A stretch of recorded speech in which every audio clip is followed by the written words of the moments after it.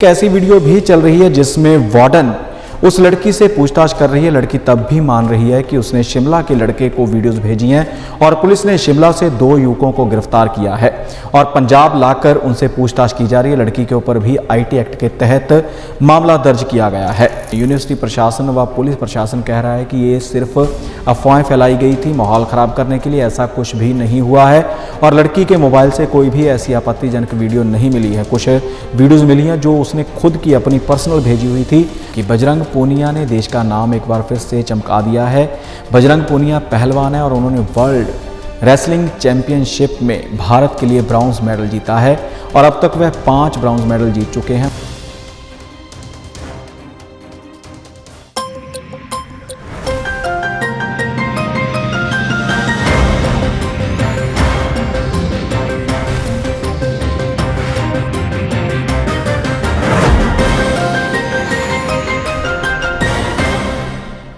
नमस्कार, D5 channel Hindi का खास कार्यक्रम खुलासा न्यूज़ का देख रहे देश विदेश के दर्शकों का मैं धर्मेंद्र संधू स्वागत करता हूं। सबसे बड़ी व अहम खबर, चंडीगढ़ यूनिवर्सिटी जो मोहाली में पड़ती है, इसमें जो कुछ हुआ सबके सामने है और देश दुनिया तक इस हंगामे को लेकर चर्चा छिड़ चुकी है। आपको बता दें कि कुछ छात्राओं ने, कुछ विद्यार्थियों ने इल्ज़ाम लगाए कि उनकी साथी लड़की ने उनकी वीडियोस बनाई हैं और उनको वायरल किया है। जिसके बाद उस लड़की से पूछताछ की गई तो लड़की ने वीडियो में माना भी कि उसने वीडियोस बनाई थी लेकिन डिलीट कर दी और उस लड़की ने एक लड़के की तस्वीर भी दिखा दी जो वीडियो पूरी तरह से सोशल मीडिया के ऊपर चल रही है। और इसी के चलते एक ऐसी वीडियो भी चल रही है जिसमें वार्डन उस लड़की से पूछताछ कर रही है। लड़की तब भी मान रही है कि उसने शिमला के लड़के को वीडियोस भेजी हैं और पुलिस ने शिमला से 2 युवकों को गिरफ्तार किया है और पंजाब लाकर उनसे पूछताछ की जा रही है। लड़की के ऊपर भी आईटी एक्ट के तहत मामला दर्ज किया गया है और 2 दिन के लिए चंडीगढ़ यूनिवर्सिटी को बंद कर दिया गया है, यानी कि वहाँ पर पढ़ाई नहीं होगी। और कुछ ऐसी भी खबरें हैं कि 1 हफ्ते के लिए यूनिवर्सिटी बंद की गई है। छात्र छात्राएं अपना हॉस्टल खाली करके वापस अपने घरों को जा रहे हैं और हंगामा हुआ। हंगामे के दौरान पूरी तरह से विद्यार्थी सड़कों के ऊपर उतर आए। विद्यार्थियों ने जमकर नारेबाजी की, प्रदर्शन किया और देर रात यह प्रदर्शन समाप्त हुआ। मांगे रखी गई थी जिसको प्रशासन ने, यूनिवर्सिटी प्रशासन ने भी मांग लिया और जो प्रशासन है, डीसी हैं, डीआईजी हैं, उन्होंने कहा है कि इस मामले में जांच की जाएगी, जो भी दोषी होगा उसके ऊपर सख्त कार्रवाई की जाएगी और तब कहीं जाकर ये छात्र शांत हुए। और आपको बता दें कि कुछ ऐसी भी खबरें आई थी जो कल पूरी दिन चर्चा का विषय बनी रही, जिसमें एक था कि कुछ लड़कियों ने सुसाइड करने की कोशिश की है जिसको यूनिवर्सिटी प्रशासन ने अफवाह बताया था।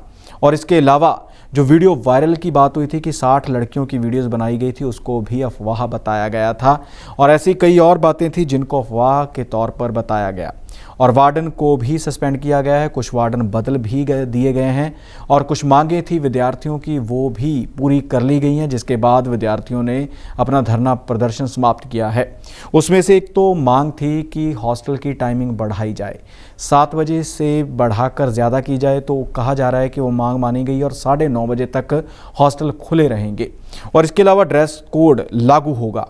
और साथ ही जो घायल हुए विद्यार्थी हैं प्रदर्शन के दौरान या फिर पुलिस के साथ हाथापाई के दौरान भी जो लोग घायल हुए हैं उनका उपचार किया जाए, उनकी हर संभव मदद की जाए, यह मांग भी मानी गई है। इसके अलावा विरोध करने वाले, इस मामले का विरोध करने वाले विद्यार्थियों को रस्टिकेट किया गया था और कहा गया है कि उनको बहाल करने के लिए भी यूनिवर्सिटी प्रशासन मांग अपनी जो है उनकी मांग पूरी कर चुका है।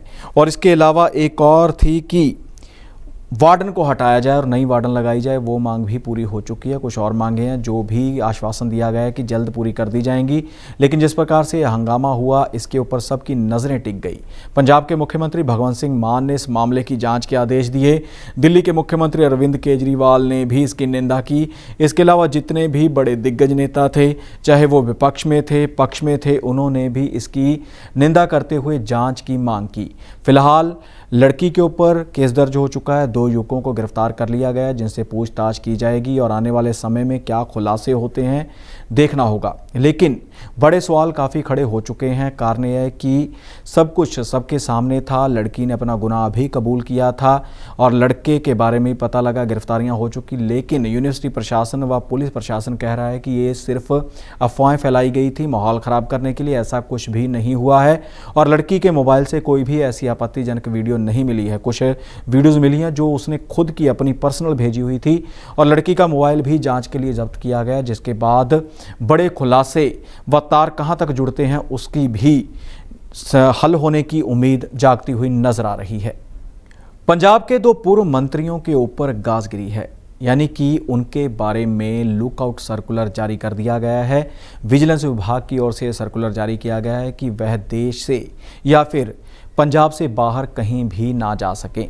इनमें जो बड़े नाम हैं वो अकाली नेता हैं जो पूर्व मंत्री रह चुके हैं, जिनमें जन्मेजा सिंह सेखों व शरणजीत सिंह ढिल्लों का नाम सामने आया है। साथ ही 3 एक्स ऑफिसर हैं, यानी कि पूर्व अधिकारी हैं जो सेवानिवृत्त हो चुके हैं, जिनमें सबसे अहम नाम है काहन सिंह पन्नू और दूसरा नाम है सर्वेश कौशल और KBS सिद्धू। इनको भी ऐसा ही नोटिस भेजा गया है। साथ ही इनके बारे में भी कहा गया है कि एक घोटाला हुआ था सिंचाई विभाग में, बहुत करोड़ी एक घोटाला था, स्कैम था, जिसमें इनके नाम सामने आए थे और विजिलेंस विभाग इस मामले की जांच में जुटा हुआ है कि कितने करोड़ों का घोटाला था, घपला था। आपको बता दें कि आम आदमी पार्टी की सरकार ने विजिलेंस को काफ़ी एक्टिव कर रखा है। विजिलेंस विभाग ने लगातार गिरफ्तारियां शुरू की हैं, छोटे अधिकारियों से लेकर बड़े अधिकारियों तक पूरी तरह से कार्रवाई की जाती है। इससे पहले खुद के मंत्री जो डॉक्टर विजय सिंगला थे और स्वास्थ्य मंत्री थे पंजाब के, उनके ऊपर भी कार्रवाई की गई थी। इसके बाद एक और जो इनके कैबिनेट मिनिस्टर भी हैं, विधायक भी आम आदमी पार्टी के, फौजा सिंह सरारी, उनके ऊपर भी काफ़ी इल्ज़ाम लग चुके हैं। इससे पहले कांग्रेस के नेताओं की भी जेल यात्रा हो चुकी है। कांग्रेसी जो पूर्व नेता थे उनके ऊपर भी आरोप लगे थे। भारत भूषण आशु जो फूड सप्लाई महकमे के मंत्री थे, उनके ऊपर भी गाजगिरी हुई है, उनको भी पूछताछ के लिए राउंड अप किया गया है, गिरफ्तार भी किया गया था।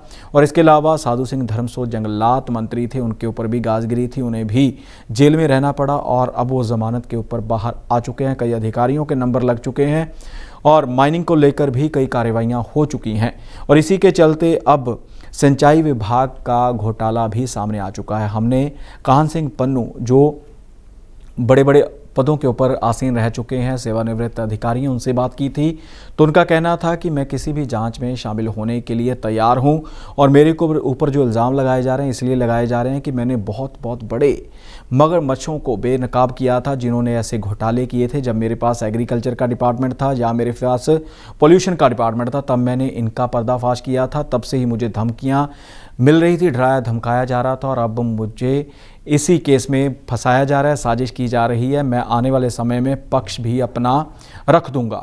फिलहाल आम आदमी पार्टी की सरकार काफ़ी एक्शन में नजर आ रही है। अब देखना होगा कि सिंचाई घोटाले में आगे चलकर क्या खुलासे होते हैं। इन दिनों SYL का मुद्दा भी काफ़ी गरमाया हुआ है। सिद्धू मूसेवाला पंजाबी गायक थे जिनकी हत्या की गई, मौत हो चुकी है। उन्होंने एक गीत गाया था SYL के ऊपर जो उनकी मौत के बाद रिलीज़ किया गया था, उसे भी यूट्यूब से हटा दिया गया था। उसमें उन्होंने हरियाणा के बारे में बात की थी कि हम हरियाणा को एक पानी का तुबका भी नहीं देंगे। लेकिन ये मामला अब सुप्रीम कोर्ट में पहुंच चुका है। सुप्रीम कोर्ट ने इसके ऊपर दोनों राज्यों को सहमति जताने के लिए कहा है कि दोनों बैठकर बातचीत करें और इस मुद्दे का हल निकालें। अगर समय सीमा भी दी है कि अगर जनवरी तक 2023 तक इस मसले का हल ना निकला तो हम अपना फैसला सुना देंगे। लेकिन इसी दौरान हरियाणा के मुख्यमंत्री मनोहर लाल खट्टर ने एक ऐसा बयान दिया, एक ऐसी स्टेटमेंट दी है जिससे चर्चा छिड़ चुकी है।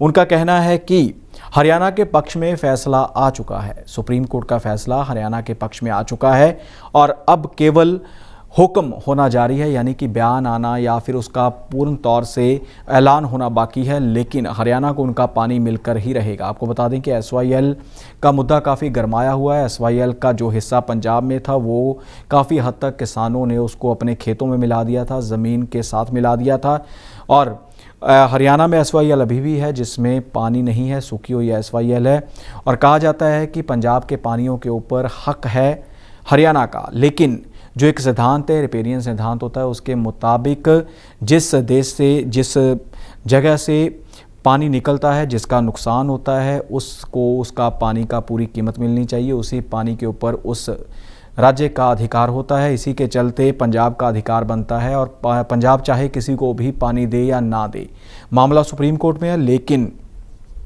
जो हरियाणा के मुख्यमंत्री मनोहर लाल खट्टर हैं, उन्होंने ऐसा बयान देकर फिर से सियासत को गरमा दिया है।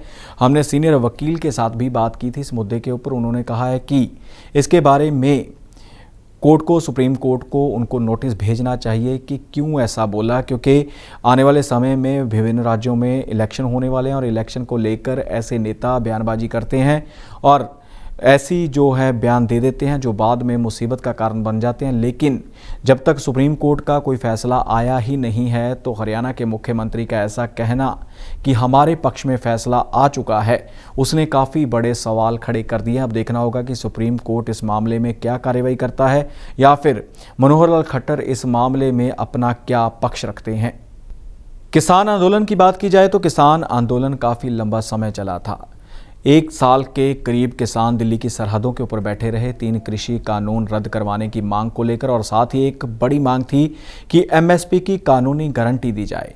एमएसपी के ऊपर कानून बनाया जाए कि कोई भी फर्म, कोई भी आड़ती, कोई भी व्यक्ति किसानों से उस मूल्य से कम में फसल ना खरीदे और किसान भी उससे कम में अपनी फसल ना बेचें।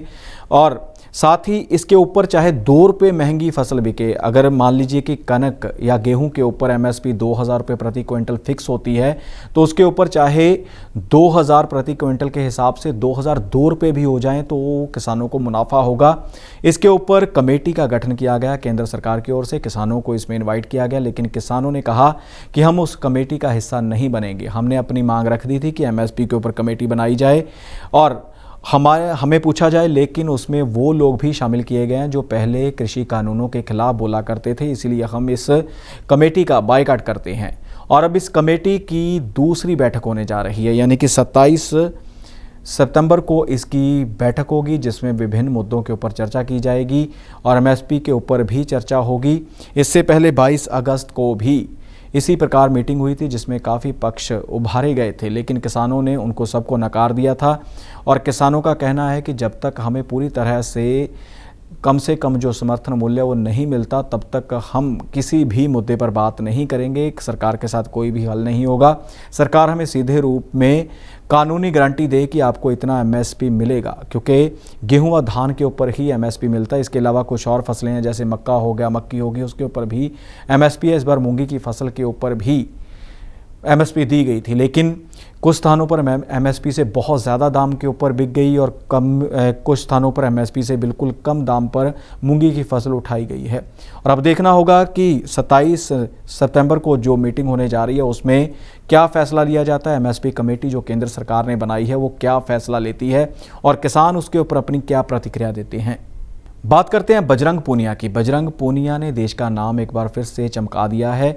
बजरंग पूनिया पहलवान है और उन्होंने वर्ल्ड रेसलिंग चैंपियनशिप में भारत के लिए ब्रॉन्ज मेडल जीता है और अब तक वह 5 ब्रॉन्ज मेडल जीत चुके हैं वर्ल्ड चैंपियनशिप में। जब से वो इसमें हिस्सा लेने लगे हैं तब से उन्होंने 5 मेडल देश को दिए हैं, जिसमें 1 सिल्वर व 3 ब्राउन्ज मेडल वो पहले जीत चुके हैं और 1 ब्राउन्ज उन्होंने और जीत लिया, जिसके चलते वो पहले ऐसे भारतीय पहलवान बन चुके हैं जिन्होंने अब तक 5 मेडल हासिल किए हैं और उनका रिकॉर्ड तोड़ना काफ़ी मुश्किल हो जाएगा। आपको बता दें कि इससे पहले विनेश फोगाट जो भारतीय रेसलर हैं उन्होंने भी इसमें दमखम दिखाते हुए ब्राउन्ज मेडल हासिल किया था।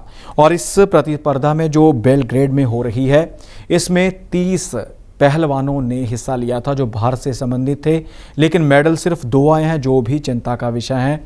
और कहा जा रहा है कि क्या कारण है कि भारतीय खिलाड़ी अपना अच्छा प्रदर्शन नहीं कर पाए। इससे पहले कॉमनवेल्थ गेम्स होके हटी हैं, उसमें वेट लिफ्टर्स ने काफ़ी जो अच्छा प्रदर्शन किया था, पहलवानों ने भी अच्छा प्रदर्शन किया था, लेकिन वर्ल्ड रेसलिंग चैंपियनशिप में उन्होंने एक अच्छा जो प्रदर्शन नहीं किया है, जिसके चलते 30 में से सिर्फ और सिर्फ 2 मेडल ही भारत के नाम आए हैं।